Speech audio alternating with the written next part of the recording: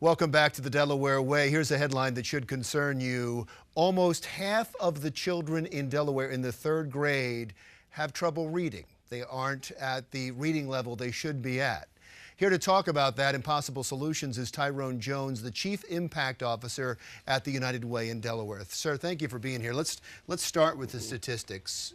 What's happening in the state? Just recently, we had the Delaware just released their scores as it relates to third grade reading, and one of the issues that has concerned us is that still 52% of our kids are reading at third grade level, which means that 48% are not reading at third grade level. And that should concern all of us, because reading is a great indicator of future success of a lot of our young people, particularly as they move throughout their their elementary and high school career.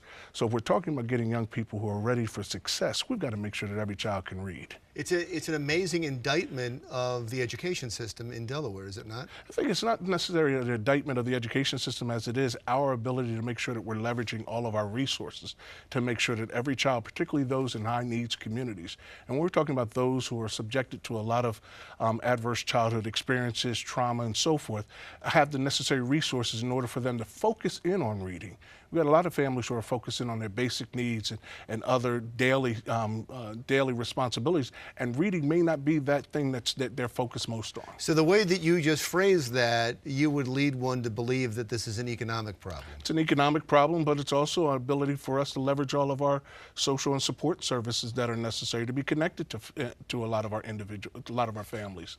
A lot of our kids are out in communities and they feel like they're isolated. So the question is, how can we collectively bring those resources to bear on their needs so that they can stay focused on their education as they move forward? Well, that's how the United Way comes in. You do marshal resources, but what are the resources available? I mean, you would think that a public school would be enough. You're saying it's not. I'm saying public schools can't do it alone. And I think that's what everyone has to understand, that this must be a partnership between schools and community and government to really figure out how do we take all those, those resources that we have, whether they're dollars or whether they're people, to make sure that we're surrounding young people with the necessary support services that they need. So how does the United Way help in that? Well, collectively, we're looking at working with a lot of our partners, whether it's the governor's office, the State Department of Education, Board of Education, a lot of our community-based organizations, saying collectively, how can we look at how we're developing, making sure that all children are being developed starting at birth. Because this issue starts at birth. It doesn't start when a child enters kindergarten. It starts at birth. So we need to make sure that we're providing them with the necessary developmental supports, doing the screenings that are necessary, looking at a child's physical, emotional, and cognitive development efforts, and we also need to look at how they're achieving. You're saying all these things that have to happen, and there was just a cut in the state budget in education, and there's no reason to believe that it's going to be increased anytime soon. So there are, I would imagine, there are some community organizations that kind of fill in the void. Who are they? Well, I think we have United Way as being one who's basically focusing in on early literacy, trying to change that trajectory. We're looking at organizations like Summer Learning Collab. We're looking at the Boys and Girls Club and others who are looking at how they're providing services on the outside in order to complement what's taking place on the inside. You said the United schools. Way is involved. Are you directly involved, or do you give funding to all these other organizations? It's a combination of things that we're doing. We're looking at ways in which we can leverage the investments that come through many of our donors who are very concerned about the reading scores that in our state of Delaware.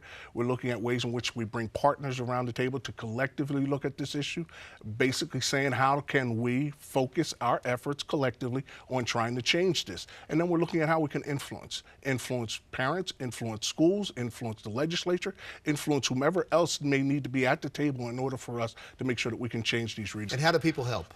People can help by just calling United Way and basically asking if they could volunteer. If they want to volunteer, we have access to the Reading Angels. But if they want to give, to be able to give resources in order to make sure that my very own library, and another program we have is called Make Summer Smarter, which is working with kids during the course of the summer, because kids during the course of the summer they lose the ability to learn at least 3 months. And sometimes they don't have access to books. They don't have access to books, which sometimes people take for granted.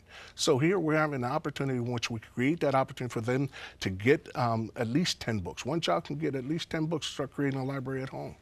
Sir, thank you very much. No I doubt. appreciate the time. Tyrone Jones, Chief Impact Officer at the United Way of Delaware. Coming up, TEDx Wilmington is back. Do you have a speech to give, a presentation? We'll tell you how you can get involved when the Delaware Way continues.